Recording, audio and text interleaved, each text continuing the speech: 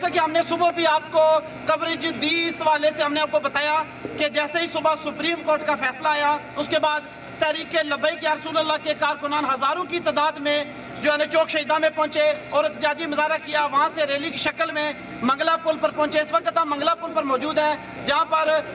تحریک لبیک کے کارکنان جو عاشقان رسول کی ایک بڑی تعداد یہاں موجود ہے، منگلا پل کے اوپر دھرنا دیے ہوئے ہیں۔ اس وقت علماء کرام کی بھی ایک بڑی تعداد ہمارے ساتھ موجود ہے، کارکنان اس وقت دھرنا دیے ہوئے بیٹھے ہیں۔ مغرب کی نماز بھی انہوں نے یہیں پہ ادا کیا ہے، عصر کی نماز، ظہر کی نماز بھی انہوں نے پل کے اوپر ادا کیا ہے، اور اس وقت بھی یہاں موجود ہیں۔ اور اگلا لائحہ عمل ان سے پوچھتے ہیں اس حوالے سے یہ کیا کہتے ہیں۔ علماء کرام یہاں موجود ہیں ہمارے ساتھ۔ السلام علیکم۔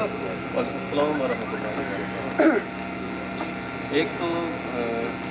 میڈیا کے توسل سے اور ان لوگوں کے توسل سے یہاں جو بھی حضرات آئے، یہ عشق رسول کا جذبہ لے کر یہاں، اور اللہ عز و جل نے جس پر کرم کیا وہ یہاں پر آیا، جس کے دل میں ذرا سی بھی ایمان کی رغبتی موجود ہے، حرارت موجود ہے، وہ یہاں پر پہنچا، اور اللہ عز و جل مزید لوگوں کو پہنچنے کی توفیق نکلو یہاں سے۔ اب پھر میڈیا کے توسل سے ہم لوگوں سے بھی یہ عرض نہیں، بلکہ یہ سرکار دو عالم صلی اللہ علیہ وسلم کی ناموس کی حفاظت کا مسئلہ ہے۔ اپنے کوئی ذاتی معاملہ ہے، جس طرح کا بھی معاملہ ہے، بلا کر ہر طریقے سے کوشش کریں کہ جو یہاں پر پہنچے۔ دوسری بات یہ کہ حکومت نے بھی پابندی عائد کی ہوئی ہے مختلف میڈیا چینلز پر، عدالت نے باوجود اس پابندی کے الحمدللہ کوریج دی، ہم ان کا شکریہ ادا کرتے ہیں۔ یہ ان کا ایک دینی فریضہ تھا، اور اللہ عز و جل ان کو اس کا جو ہے وہ جزائے خیر عطا فرمائے۔ تیسری بات یہ کہ جب تک قائدین کی طرف سے کوئی حکم نہیں آتا، ہم یہاں سے اٹھنے والے نہیں آتے۔ قائدین کی طرف سے حکم آئے گا تو انشاءاللہ ہم یہاں سے اٹھیں گے۔ جب تک ہمارا مطالبہ یہ ہے کہ جن لوگوں نے اس طرح کا فیصلہ کیا ہے، ایک عورت جو تسلیم کر رہی ہے کہ میں نے یہ جرم کیا ہے، اور پوری ڈٹائی کے ساتھ، اور ہمارے مسلمان ملک میں رہنے کے باوجود وہ ڈٹائی کے ساتھ اپنے جرم کا اقرار بھی کر رہی ہے میں نے یہ کیا، اس کے باوجود اس کو رہا کرنا،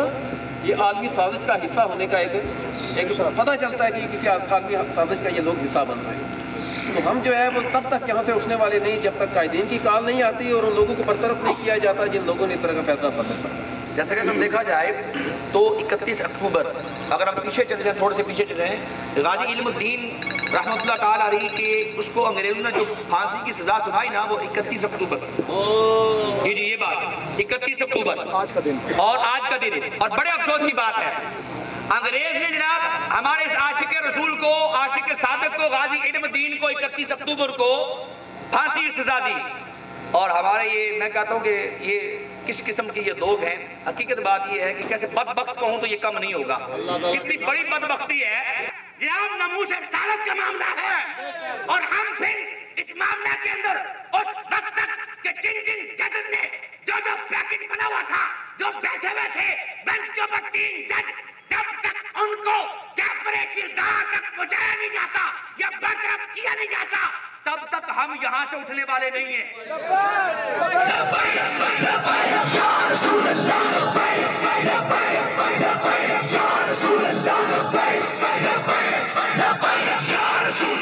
شکریہ ادا کرتا ہوں عدالت نیوز کا بھی ایک بہت بڑا قدم اٹھا رہے ہیں، اللہ تعالیٰ ان کو استقامت دلامت عطا فرمائے، اور ان کے توسل سے اللہ تبارک و تمام مشاہد کو بیداری عطا فرمائے۔ پاکستان کے عاشقان رسول